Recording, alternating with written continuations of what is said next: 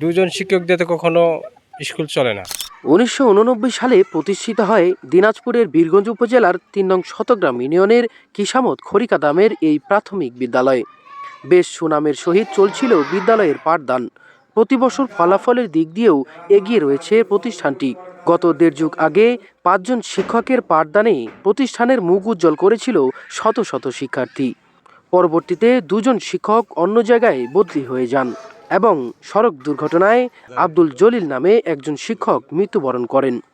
বর্তমানে ৩ জন শিক্ষক দায়িত্ব পালন করলেও তার মধ্যে একজন পিডিএড প্রশিক্ষণে চলে যাওয়ায় এখন মাত্র ২ জন শিক্ষক নিয়ে প্রতিষ্ঠানটি পরিচালনা হচ্ছে বলে জানান প্রধান শিক্ষক। প্রতিষ্ঠা লগ্ন থেকেই সততা ও নিষ্ঠার সাথে উক্ত প্রতিষ্ঠানটির শিক্ষার মান এখনও ধরে রেখেছেন প্রধান শিক্ষক জনাব মোহাম্মদ হাসেন আলী। এলাকাবাসী ও শিক্ষক শিক্ষার্থীদের দাবি অতি দ্রুত যেন শিক্ষক নিয়োগ দেয়া হয়। বীরগঞ্জ উপজেলায় এরকম অনেক প্রতিষ্ঠান রয়েছে যেখানে উপযুক্ত শিক্ষক মণ্ডলী না থাকায় উপস্থিত শিক্ষকদের মনোযোগ ও শিক্ষার্থীদের গুণগত পাঠদান প্রায় অনিশ্চিত হয়ে পড়েছে। এই বিদ্যালয়ে জাতীয়করণ হওয়ার পূর্বে এবং জাতীয়করণের পরেও ২০০ জনের অধিক শিক্ষার্থী ছিল।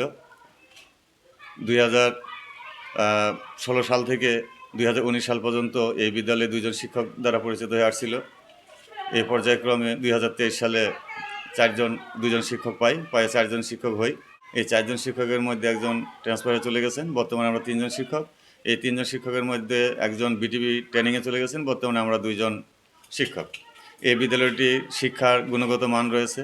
এই ধারাবাহিকতায় ২০১৫ সালে এই বিদ্যালয়ে ১৪ জন শিক্ষার্থী পিএসসি পরীক্ষা দিয়েছিল। সেখানে তারা শতভাগ A+ পেয়েছিল। একজন ট্যালেন্ট পুলে বৃত্তি পেয়েছিল, ২ জন সাধারণ বৃত্তি পেয়েছিল। এই ধারাবাহিকতা বজায় হয়ে আসছিল। বর্তমানে আমরা ২ জন শিক্ষক থাকায় এই কমলমতি শিশুদের শিক্ষার গুণগত মান নিশ্চিত করা সম্ভব হচ্ছে না।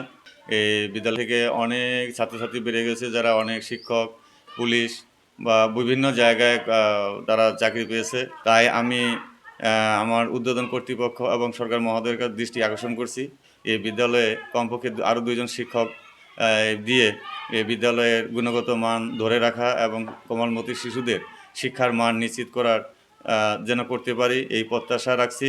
২ জন শিক্ষক দিয়ে তো কখনো স্কুল চলে না। শিক্ষক নাই বিদায় এখানে লেখাপড়া ওইরকম হয় না।